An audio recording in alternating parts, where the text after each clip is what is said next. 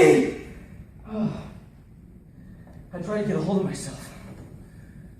But again in my mind, I heard that terrible, terrible scream. The same one that bullies its way into my dreams, night after night.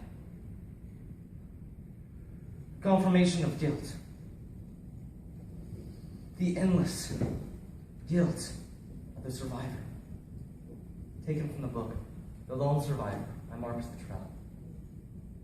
While on a secret mission in the mountains of Afghanistan, 4 Navy SEALs on the brink of a mountain wall found ourselves surrounded by over 100 heavily armed Taliban warriors, each one with an AK-47 pointed down at us.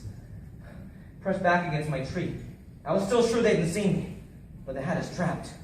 Right, left, and above. Still not a shot of them fired. I looked up at one single tree above and to my left. A Taliban warrior was peering straight at me through black eyes above a thick black beard. The barrel of his AK-47 pointed right at me. I fired once, blew his head off. And at that moment, all hell broke loose.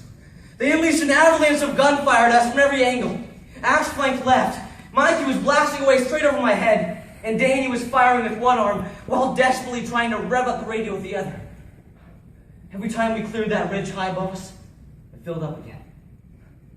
Whichever way you looked at it, they had a ton of guys trying to kill 4 SEALs. Fall back! Mikey called out. More like fall off. I stepped and fell headlong down the mountain. It must have been 200 or 300 yards, and Mikey was coming fast behind me. We landed with terrific impact. My back and shoulder hurt, and the skin had been ripped off my face. I was covered in blood and bruised. But Mikey had been shot during the fall. There was blood pumping out of his stomach. The Taliban was swarming down the flanks off the cliff we just crashed down. We opened fire, picking them off one by one. Beware action, Danny! Just then we saw a figure plummeting down the mountain. Alex arrived in one piece, stunned and disoriented. And then Danny landed with a sickening thump. His thumb had been blown off during the fall. He gritted his teeth, adjusted his rifle, and joined the center of our gun line. But there were so many of them, raining bullets down on us. We moved back against some rocks. Danny was shot again. They hit him in the lower back, and the bullet blew out of his stomach. He was still firing, blood pouring out of his open mouth. There was blood everywhere. It was hot, and the stench of it was unmistakable. It was like the world was blowing up around us. No 3 guys ever fought with more courage than my guys up there in those mountains. Danny was shot again, straight through the neck.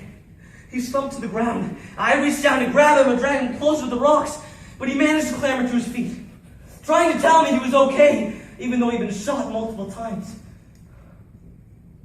I just stood there, holding back my tears, witnessing valor I had never seen before. Mikey called out, "The only way's down, kid! Fall back!" Again, we made it to the bottom, but there were about 80 of them, raining bullets down on us. I wasn't sure how long Danny could keep going. Just then, they shot him at the base of the neck. I watched in horror as he went down. This beautiful guy, husband of Maria, a friend of mine for years, the guy who had provided our covering fire until he couldn't stand anymore. And now he lay on the ground, blood pouring from his 5 wounds. As the resident medic, I should have been able to help, but all my stuff had been ripped away in the fall. I jumped across the rocks and ran across open ground to get him. I was crying like a baby. Danny was saturated in blood, still conscious, still trying to fire his rifle. "It's all right, Dan. It's gonna be all right." I started dragging him back towards the rocks. He opened fire again, blasting away up the hill as I kept dragging. Meanwhile, Mikey was firing shoulder to shoulder with Axe, and they were inflicting heavy damage. I yelled, "Axe! Moving!" He had time to shout back, "Roger that!" before they shot him in the chest. I absolutely froze. This could not be happening. For a brief moment, I thought I was losing it. But then Axe reached for his rifle, got another magazine, shoved it into the breech, and opened fire again as his very lifeblood poured out of him. Meanwhile, Mikey was masterminding a way down the escarpment. He called for Axe to follow him, and they were 30 or so yards ahead. I was just dragging Danny along as he did everything he could to help. "It's all right, Danny. We just need to catch up with the others. It's gonna be all right." Bullet got him full in the upper part of his face. The blood from his skull spilled over us both. He wasn't fighting the terrible pain anymore. Danny Dietz died right there in my arms. I had to leave Danny, or else die out there with him. It was the hardest thing I've ever done. To this day, I have nightmares about it. They were screaming at us. The battle almost became close quarters. We yelled back and kept firing, but there were so many of them. A bullet ripped through Mikey's chest. And just then, I saw Axe stumbling towards me with the most shocking head wound. "They shot me, bro. Can you help me, Marcus?" What could I do? What could I say? I turned to Mike. He was obviously badly hurt now. "Can you move, buddy?" He groped in his pocket for his mobile phone. The one we dared not use because it would betray our position. And he stumbled out into open ground, gunfire all around him. And he sat on a rock and began punching in the numbers to HQ. His objective: to make one last valiant effort to save his two teammates. I heard him talking. "We're getting picked apart! And my guys are dying out here! We need help!" They shot him in the back. He slumped to the ground. And they got back up and started firing again. Only I knew what he had done. There was only one place in which he could make that cell phone work. Out in the open, away from the cliff walls. Axe was becoming more dazed, with half his head almost blown away. No longer clutching his rifle.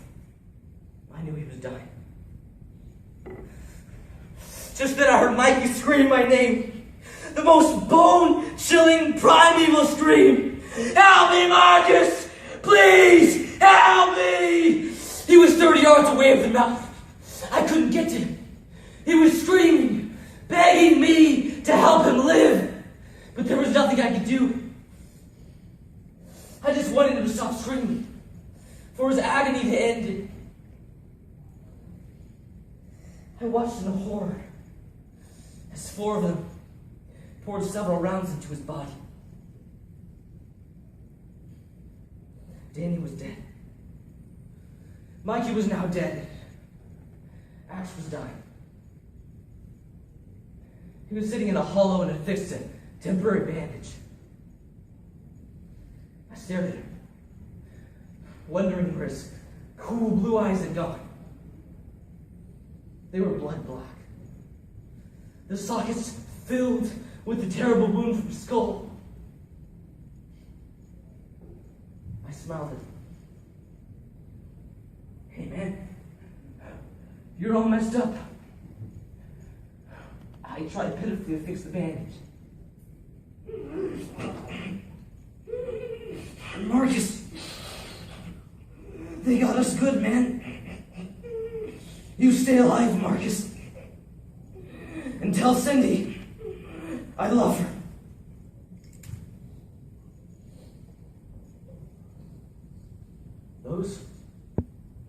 were his last words. It was then that I understood my duty as the lone survivor, to make sure the world knew the courage, the valor, the lives of these 3 men.